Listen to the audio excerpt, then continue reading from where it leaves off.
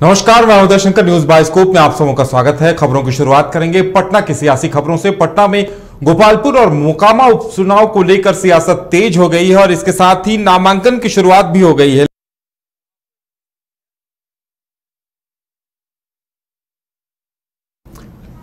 तो बिहार में गोपालगंज और मोकामा उपचुनाव को लेकर सियासत तेज हो गई है और दावेदारों की अच्छी खासी फौज सामने आ गई है। वहीं चिराग पासवान ने चुनाव को लेकर कहा है कि आखिर बैठक के बाद ही वो स्पष्ट करेंगे। वहीं जेडीयू ने इस मसले पर कहा है कि महागठबंधन की बैठक के बाद ही प्रत्याशी के नाम की घोषणा की जाएगी।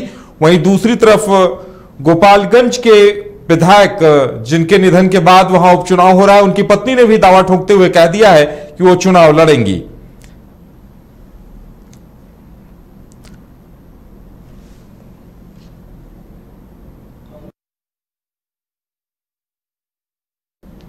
तो बिहार विधानसभा में 2 सीटों पर उपचुनाव होना है, जिसके लिए नामांकन की शुरुआत हो गई। गोपालगंज और मोकामा सीट के लिए कई नेताओं के नाम चर्चा में है। दोनों सीटों पर 3 नवंबर को मतदान होना है।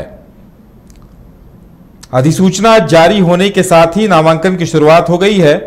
चुनाव आयोग की तरफ से पूरी तैयारियां की गई है। 14 अक्टूबर तक नामांकन दाखिल कर पाएंगे उम्मीदवार और 15 अक्टूबर स्क्रूटनी की तिथि है। वहीं 17 अक्टूबर तक नाम भी वापस ले पाएंगे। 6 नवंबर को मतगणना होनी है। इनमें से एक सीट 2020 के चुनाव में बीजेपी के हाथ लगी थी, जबकि दूसरी सीट आरजेडी के कब्जे में रही थी। दोनों दलों के सामने अब अपनी अपनी सीट बचाने की चुनौती होगी। आपको बता दें कि बीजेपी के सुभाष सिंह के निधन के बाद गोपालगंज की सीट खाली हुई और अब उनकी पत्नी ने उस सीट पर दावा ठोक दिया है।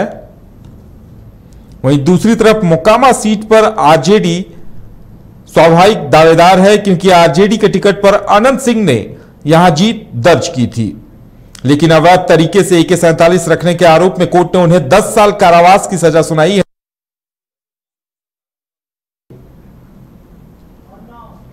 और ज्यादा जानकारी के लिए इस वक्त हमारे साथ हमारे संवाददाता प्रणव जुड़े हुए हैं। प्रणव, मोकामा और गोपालगंज सीट को लेकर नामांकन आरंभ हो गया, लेकिन अभी तक कोई भी दल किसी नतीजे पे नहीं पहुंच पाया है। क्या लग रहा है, कब तक स्पष्ट हो पाएगा कि कौन उम्मीदवार होगा? देखिए, बिल्कुल मंथन का जो दौर है वो लगातार जारी है, चाहे बात करें बीजेपी की या फिर महागठबंधन की।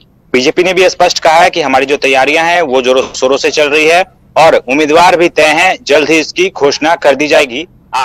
आज से नामांकन प्रारंभ हुआ है। 14 तारीख तक नामांकन की तिथि है। वहीं अगर बात करें महागठबंधन की, तो महागठबंधन में भी जो तैयारियां हैं वो चल रही है। इंटरनल बात करें तो इंटरनल रूप से, आंतरिक रूप से जो तमाम तैयारियां हैं वो चल रही है तेजी से। हालांकि जो जदयू के प्रदेश अध्यक्ष हैं, उन्होंने स्पष्ट कहा कि सबसे पहले बैठक होगी महागठबंधन के जितने भी तमाम नेता हैं, जितने भी घटक दल हैं उनके साथ, और खुद मुख्यमंत्री नीतीश कुमार उस बैठक में शामिल होंगे और वही फैसला करेंगे कि उम्मीदवार कौन होगा। हालांकि इतना तय है कि कांग्रेस इसमें शामिल नहीं होगी। उन्होंने संकेत दे दिए हैं कि राजद या फिर जदयू जो फैसला चाहे ले सकते हैं, कांग्रेस उसमें कुछ नहीं बोलेगी। और ठीक उसी तरह से बात करें महागठबंधन के घटक दल की, भाकपा माले की या फिर CPI CPM की, तो उन्हें भी कोई खास रुचि नहीं है इस उपचुनाव में। तो कह सकते हैं कि जो फैसला लेना है मुख्य रूप से राजद को लेना है और जदयू को लेना है।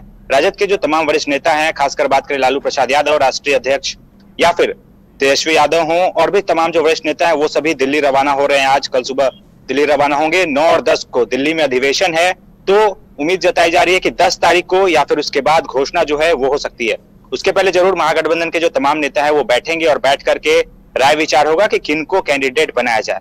हालांकि देखिए, जो उम्मीदवार हैं तमाम वो अपने स्तर से पूरी तैयारी कर रहे हैं। खासकर बात करें अनंत सिंह की पत्नी नीलम देवी की, तो मोकामा में उनकी तैयारियां जोरों शोरों से है। उनके तमाम जो कार्यकर्ता हैं, उनके जो चाहने वाले हैं, वो लगातार घूम रहे हैं, लोगों से बातचीत कर रहे हैं और उनके समर्थन के लिए वोट भी मांग रहे हैं। तो कहीं ना कहीं काफी दिलचस्प होगा मुकाबला। देखना होगा कि टिकट किसको मिलता है। जी उदय।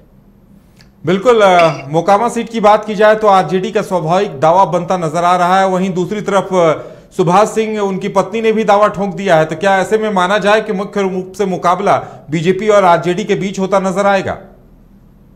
बिल्कुल, देखिए मुकाबला जो है मुख्य रूप से आरजेडी और बीजेपी के ही में होगा, क्योंकि राजद की अगर बात करें तो जो मोकामा है वहां से अनंत सिंह पूर्व विधायक थे। उनकी पत्नी जो है वो काफी प्रबल दावेदार है और जनाधार भी उनके साथ है, क्योंकि 2005 से ही लगातार अनंत सिंह जो है वो जीत रहे थे। चाहे वो किसी भी दल में हो, निर्दलीय हो, जनता दलियों के साथ हो, राजद के साथ हो, जीत उन्हीं की होती थी।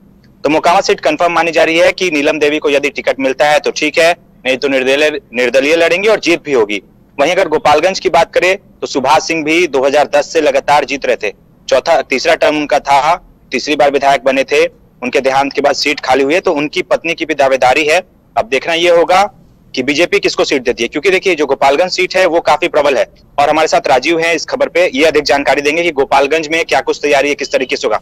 राजीव जी, गोपालगंज की अगर बात करें तो बीजेपी का गढ़ रहा है, बीजेपी का जनाधार है। सुभाष सिंह वहां से विधायक थे, उनका निधन हो गया, तो क्या लगता है उनकी पत्नी चुनाव लड़ेंगे या फिर बीजेपी किसी कैंडिडेट को उतारेगी?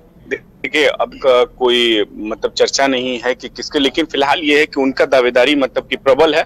और बीजेपी, अभी जब हमने बीजेपी के नेताओं से भी पूछा इस बारे में, तो उन्होंने कहा कि अभी उस पर चर्चा केंद्र करेगी और जो चर्चा वहां से दिल्ली से होके आएगी कि किसको लड़ना है किसको नहीं। लेकिन एक बात सुन कि वो ताल ठोक रही हैं, और ताल ठोकने के बाद है कि वो क्षेत्र में अपने मतलब भ्रमण कर रही हैं। लेकिन बीजेपी ने अभी पत्ते नहीं खोले हैं, ना इधर राजद को पत्ते खोल रही है, ना महागठबंधन की तरफ से कोई पत्ते नहीं खोले, ना बीजेपी की तरफ से पत्ते खोले। हाँ, चिराग पासवान भले पहुंचे, उन्होंने कहा है कि हमारे बीच में कमेटी में बैठक हुई है और उसके भी हम खोलेंगे, तो हो सकता है मुकेश सहनी भी अपनी पार्टी से लड़ा। लेकिन अभी फिलहाल ना बीजेपी पत्ते खोल रही है, ना महागठबंधन पत्ते खोल रही है, ना चिराग पासवान। लेकिन यही है कि हाँ, जो कैंडिडेट पहले मतलब लड़ चुके हैं और जो कैंडिडेट पे बड़ा दाव है, हो सकता है कि बीजेपी उनको टिकट दे। अगर ये नहीं लड़े तो हो सकता है निर्दलीय लड़ जाए, या तो कोई चिराग पासवान पार्टी सपोर्ट कर दे। लेकिन अभी फिलहाल भी कोई भी पत्ता नहीं, नामांकन भले स्टार्ट हो गया हो, लेकिन पत्ते अभी किसी ने पार्टी ने नहीं खोली है। वोट बैंक किसका अधिक रहेगा बीजेपी?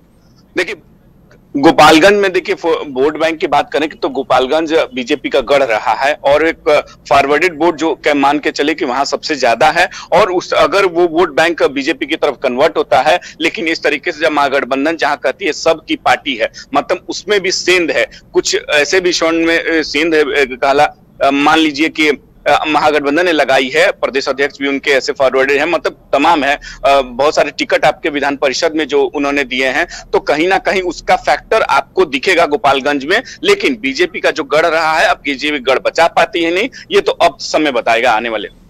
मुकाबला जो है वो राजद और जदयू के बीच होना है। अगर राजद कैंडिडेट देती है गोपालगंज में, तो क्या लगता है कितना कड़ा मुकाबला होगा, कितने कांटे की टक्कर होगी? देखिए, अब 7 पार्टियों की हो गई है, मतलब कि महागठबंधन 7 पार्टियां, अकेले बीजेपी है, और चिराग पासवान फिर कैंडिडेट अगर दे देते हैं तो ये वोट कटवाबाजी से जैसे होते थे।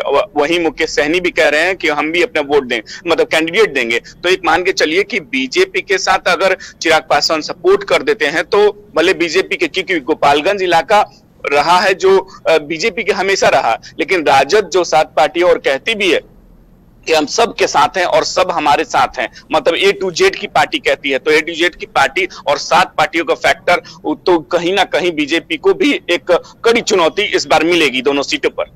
काफी कड़ी टक्कर होगी, जैसा कि राजीव बता रहे हैं हमारे सहयोगी कि काफी कड़ी टक्कर होगी। मोकामा में बात करें तो दावेदारी जो है वो प्रबल है नीलम देवी की। अगर बीजेपी वहां कैंडिडेट उतारती भी है तो काफी कड़ी मेहनत उन्हें करनी होगी और कांटे की टक्कर होगी।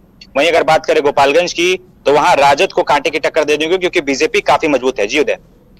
जी प्रणव और राजीव, आप दोनों को जानकारी देने के लिए बहुत बहुत धन्यवाद। तो बिहार में सियासत तेज होने वाली है। इन दोनों सीटों पर हो रहे उपचुनाव को लेकर देखने वाली बात यह होगी कि प्रत्याशियों के नामों की घोषणा कब तक होती है और नामांकन कब होता है।